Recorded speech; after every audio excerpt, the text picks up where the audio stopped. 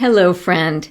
If you stopped in because you or somebody you care about is learning to manage OCD, you're in the right place. And today's episode is for you. You will take away 4 foundational principles that can guide what you say and what you do to be freed from OCD. We call them the 4 OCD Pillars, and they support thriving lives. Welcome to the Free Me From OCD podcast. We're here to offer educational resources, coaching, and community support to help you say yes to your life by saying no to OCD. I'm Dr. Vicki Rackner, your podcast host and OCD coach. I call in my experience as a mother of a son diagnosed with OCD when he was in college, surgeon, and certified life coach to help you get in the driver's seat of your life. My vision is to help you move towards a future in which OCD is nothing more than the background noise of your full life. This information is intended as an adjunct and not a substitute for therapy. So let's dig into today's episode. I'm a big gardener. Most of the plants in the garden, like lilies or lettuce, grow and thrive all on their own. Just plant them in the right soil, sprinkle on sunshine and water, and voila.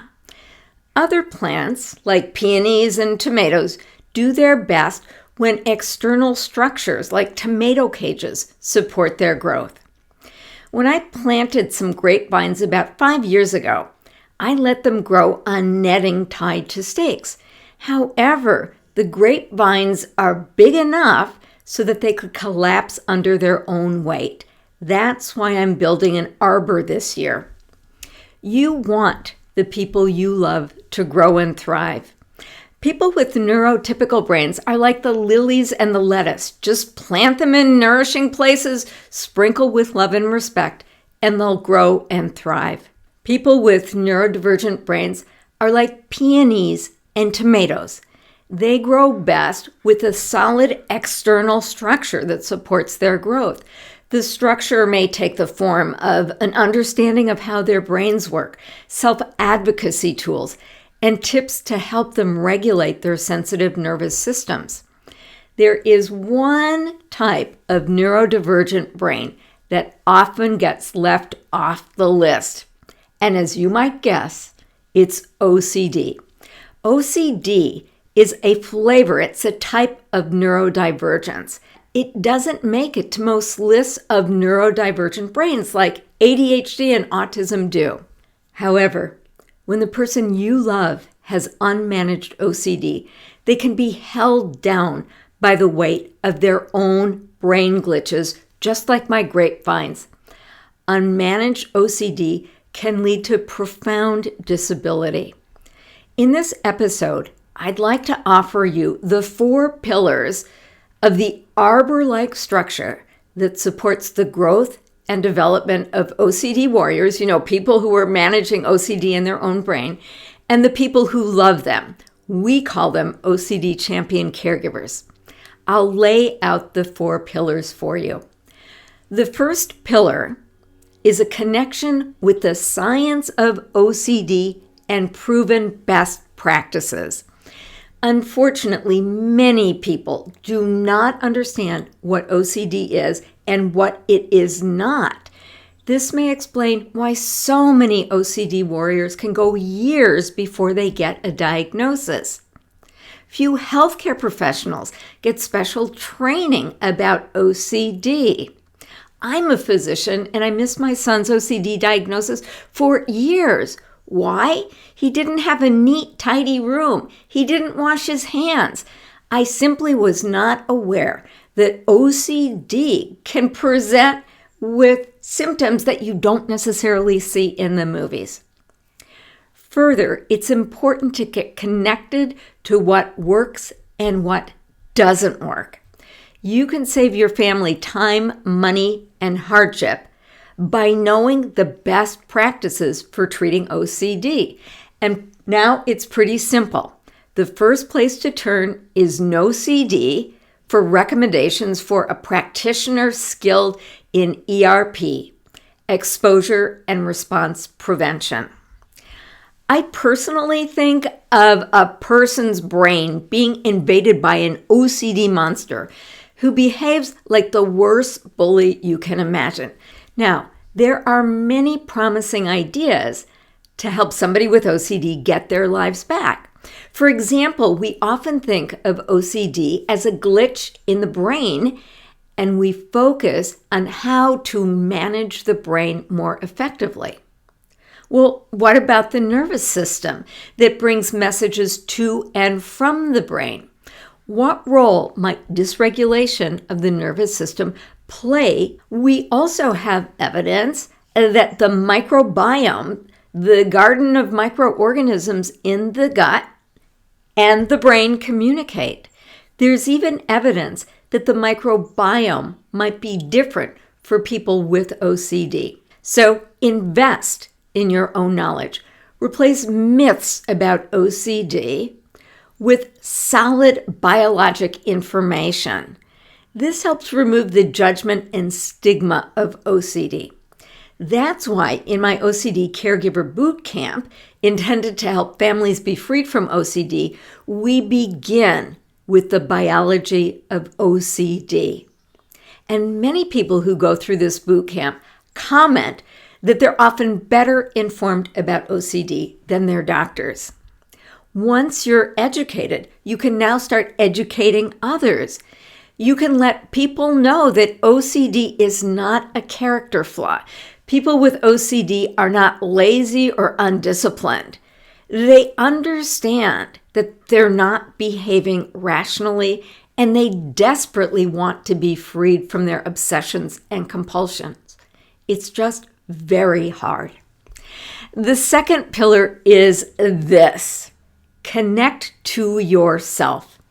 Every human does better when they know who they are, what they want, and what they need in order to thrive. I was diagnosed with ADHD when I was in my 40s. I remember my overwhelming gratitude for a different way to see and tell my story. I could replace my judgment and shame and sense of brokenness with more insight and compassion and self-care. I could then create my environment to help me thrive. I could learn to embrace and accept all parts of me. Yes, I'm distractible, but I can also hyper-focus. I see the gifts of ADHD, and I can make a plan to minimize the challenges it causes. The brain wiring is just who I am. I can invite all parts of me to sit down at the table and join the rest of me. Now, this is where OCD is different than, say, ADHD or autism. The goal of OCD management is not to welcome the OCD monster and give them a seat at the table. It's to learn how to take your power back and see OCD for what it is: the uninvited, unwelcome intruder. The goal is for OCD just to be an annoyance in your life, like the buzzing of mosquitoes. The immune system asks a single, simple question. When it comes across a cell or a virus, it asks, is this me or is this not me? Is this bacteria part of my health-promoting microbiome, or is it a disease-causing pathogen? My ADHD is part of me. My son's OCD is not him. Some people see OCD as a chronic medical condition like diabetes or nearsightedness. You can live a perfectly normal, rich life despite their presence. We are always growing and developing. We ask people with OCD to do some hard things. Witness and choose their thoughts. Lean into highly uncomfortable feelings these obsessive thoughts create instead of numbing them with the compulsions. We ask them to resist urges. Now, to live a life of integrity, you wouldn't ask people to do something you're not willing to do yourself, right? It's like the obese cardiologist I know who advises his patients to lose weight. What kind of authority does he carry with his own patients? I believe that the brain management skills people with OCD are asked to master are universally helpful skills. We should all learn these things. These are the very same tools that high performers in any area of life embrace. That's why we spend time in the OCD Caregiver Bootcamp addressing self-coaching and brain management. Most people just let their brains go on autopilot, and this is sort of like letting a toddler run with scissors. The third pillar is your connection with your OCD warrior.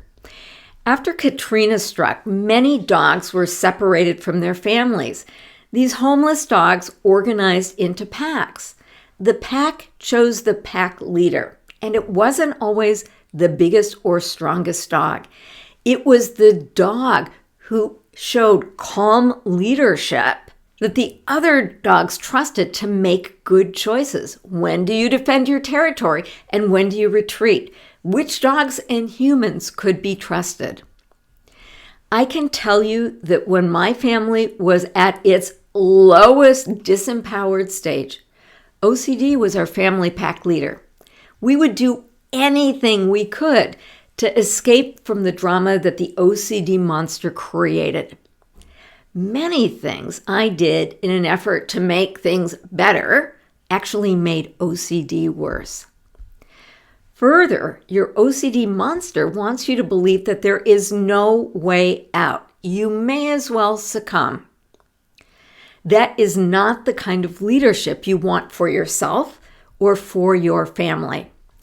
Instead, you can take back the reins of family leadership and self-leadership back. Stephen Covey says, leadership is communicating to people their worth and potential so clearly they come to see it in themselves. So step into the role of family leader and self-leadership. We cover the connection prescription in the OCD Caregiver Bootcamp. It often means hitting the reset button on your relationship with your OCD warrior. The fourth pillar is your connection with community. Most people with OCD in their lives feel alone, misunderstood, isolated. We all feel safer in a safe community. That's why part of the OCD Caregiver Bootcamp is access to an online community where you can share your story and know you're not alone. So, those are the 4 pillars for thriving when OCD enters your life. Connection with solid knowledge and best practices. Connection with yourself. Connection with your OCD warrior. And connection with community. Now, please notice what all these 4 pillars share. It's about what you can do. And you don't have to be a healthcare professional to be a force for healing when OCD enters your life. It brings me great delight to see the kinds of transformations people make when they build these 4 pillars. When I first meet members of the community, they often say things like, I'm exhausted, my home is a battleground, I desperately want things to get better, but I just don't know how to make it happen. I am losing hope. If you've said these things yourself, you're not alone. And it's not your fault. OCD is a formidable foe. Some people think, well, if I just found the right therapist for my OCD warrior, things will get better. Others think, in order to create a home in which I actually want to live, I need to inspire my OCD warrior, the person with the OCD, to do their ERP homework. Now, these are completely understandable and logical thoughts. But here's something that you might not realize. You have the potential to be one of the most important and powerful forces for healing in the life of your OCD warrior. As an OCD caregiver champion, the single investment that will have the biggest impact on your family's transformation is this. Focus on what you can do differently. Stop doing the things that grow OCD. Start doing the things that shrink OCD. Just to be clear, I'm not suggesting that these 4 pillars of connection will replace therapy. You want your OCD warrior in the hands of a skilled OCD practitioner who knows about ERP. You may benefit from therapy yourself. However, please do not underestimate your ability to make a positive difference by the things that you say and the things that you do. Family caregivers are the unpaid extension of the healthcare system. Even with no formal medical training, you can play a critical role in freeing yourself, your OCD warrior, and your family from the prison of OCD. You can be the person holding a candle in the dark, saying, "There's a way out of OCD darkness. I know the way. Follow me." And that's what I've got for you today. I encourage you to find just one idea that called out to you and put it into action. However, if you want to make a transformation more quickly, I invite you to explore participating in the upcoming OCD Caregiver Bootcamp. You'll take away a roadmap that lays out the path to help you get from where you are now to where you want to be. You'll take away ideas about what to say and what to do when you face challenging situations. You'll take away practical, actionable tips about how to be a force for healing. I'll leave a link in the show notes so you can learn more. That's what I've got for you today. As always, thank you for your listening ear. I'm honored that you're investing your most precious asset, your time, educating yourself about how to be freed from OCD. And if no one's told you yet today, I admire your courage. Managing OCD may be the hardest job I've ever had. Whether you're an OCD warrior or an OCD champion, you are not alone. You have everything it takes to infuse your family with more love, more joy, and more hope. There is always the possibility of a better tomorrow. You've got this. Please remember to click on the link below to learn more about our upcoming OCD Caregiver Bootcamp. See you next time.